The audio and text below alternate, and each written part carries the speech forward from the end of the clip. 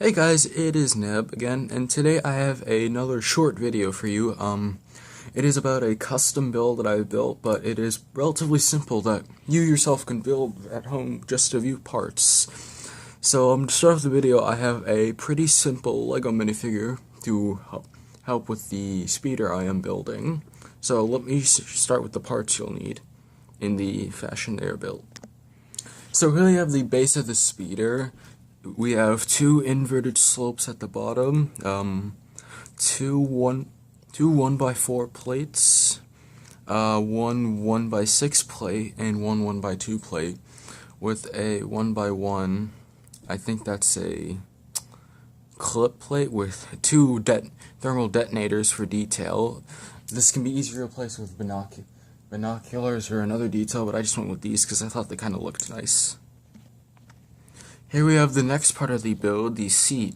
It is just a 1x3 hinge tile and a 1x2 hinged clip tile with a black gold bar for the seating. This can be easily replaced with a 1x2 tile if you don't have these, since these are relatively new pieces, but I want these because these give better detail, especially since this is going to be the backrest for our speeder seat.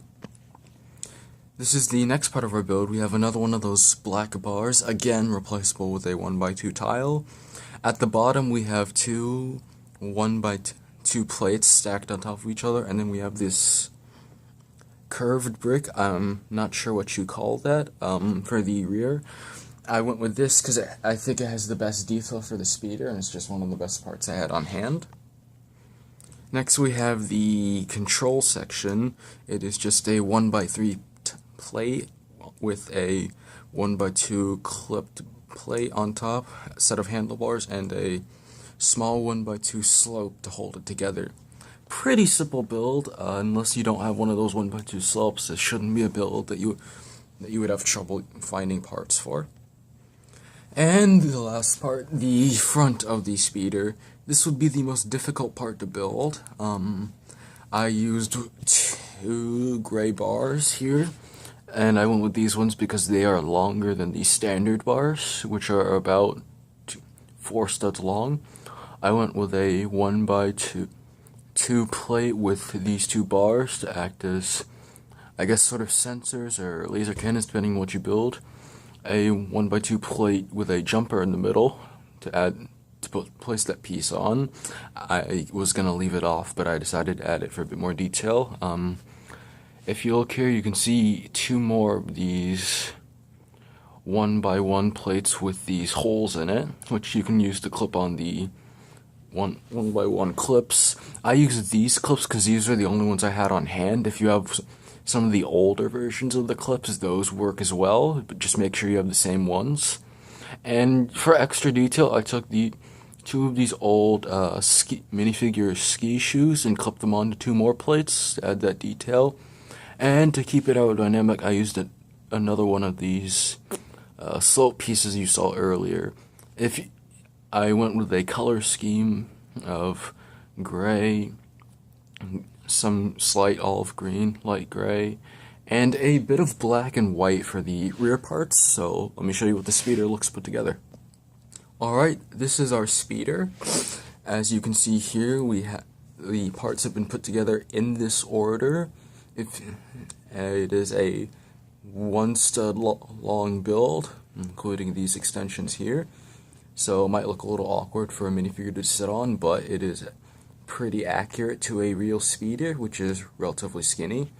This part here might turn side to side, so just remember to adjust that whenever you can. And if you are missing some of these parts, let me remove a few details just to show you what it would look like maybe stripped down.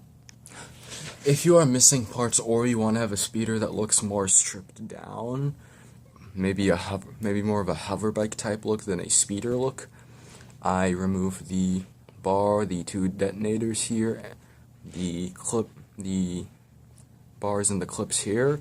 So say this was a speeder that is more cut down, more, I guess, simple to build, especially if you're missing those parts or you don't have them. So let me show you what it looks like with a minifigure on top. And here we have our speeder with a minifigure riding it. As you can see, with the legs underneath, it does look a little bit awkward for him, but it's actually pretty accurate when you compare it to a real-life speeder, and Star Wars, that is.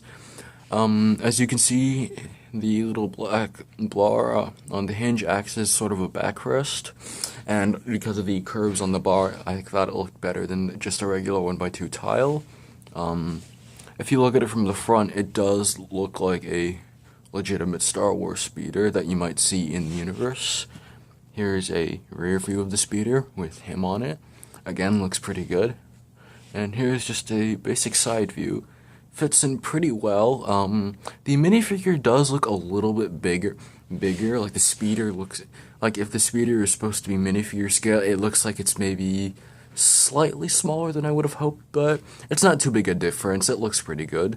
And most speeders are pretty small anyway, so it's hard to tell the difference. Alright, thank you guys for watching. If you enjoyed this speeder build, let me know in the comments below if you have any suggestions on how I could make it better. Also, let me know. Feel free to make this build your own, maybe add some extra details, change some things, whatever you want. I hope you enjoyed this very simple but yet very effective Star Wars speeder build, and I will see you guys later.